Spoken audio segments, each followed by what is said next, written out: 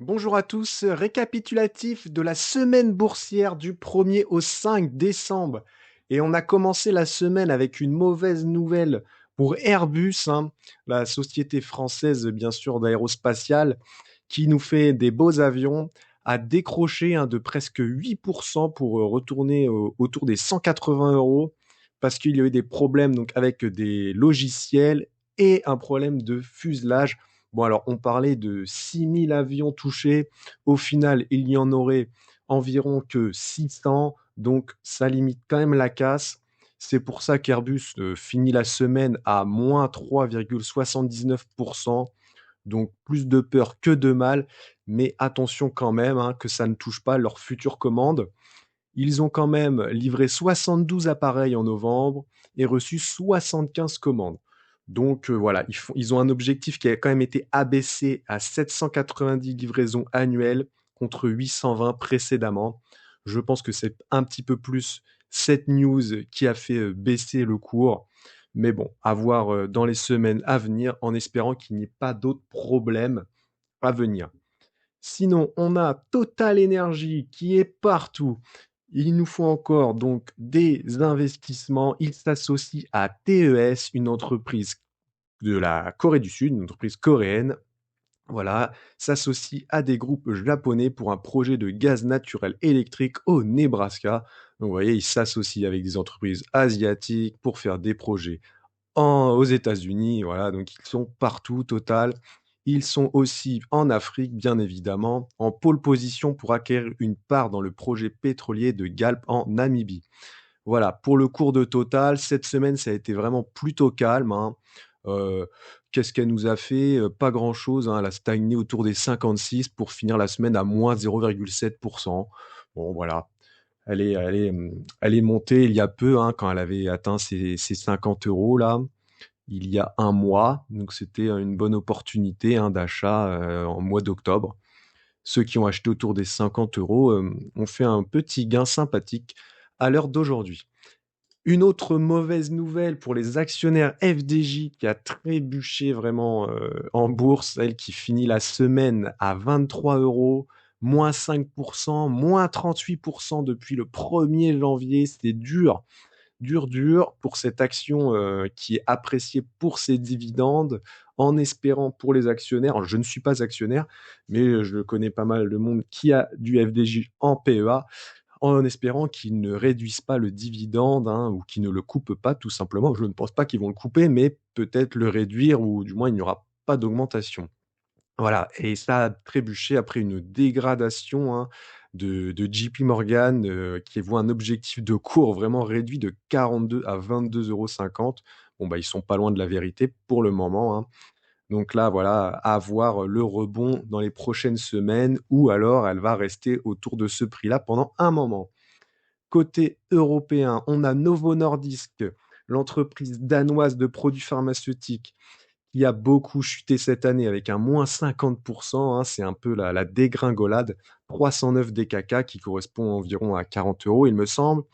Elle finit la semaine quand même à moins 2,33%, malgré une bonne nouvelle quand même, moi je trouve pour du long terme, c'est qu'ils prévoient de lancer Ozempic en Inde, leur médicament contre le diabète. À voir si le marché asiatique amène un relais de croissance dans les futurs résultats. Côté Air Liquide aussi nous fait des investissements et un petit peu comme Total, c'est une entreprise française, mais qui est vraiment partout dans le monde. Voilà, et il y a plusieurs news. Un Air Liquide qui va investir 25 millions d'euros pour moderniser un site en Chine.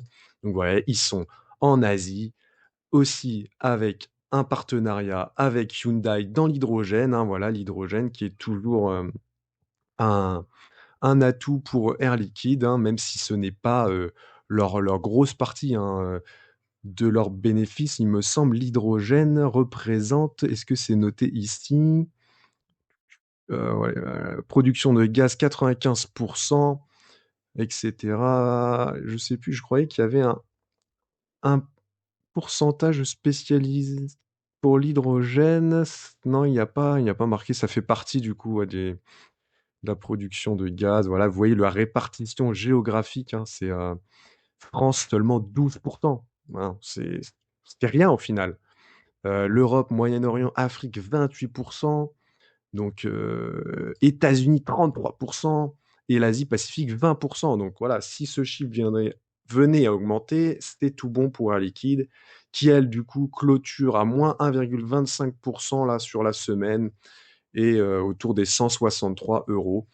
Voilà, à voir dans les semaines aussi à venir si on vient chercher les 154 ou pas, ou si on reste sur la ligne. Ah, il y a peut-être un rebond voilà, qui peut s'avérer là selon Zone Bourse. Côté américain, bien sûr, je pense que cette info, vous l'avez tous vu, Netflix rachète Warner Bros. Pour 72 milliards de dollars, hein, donc environ 62 milliards d'euros.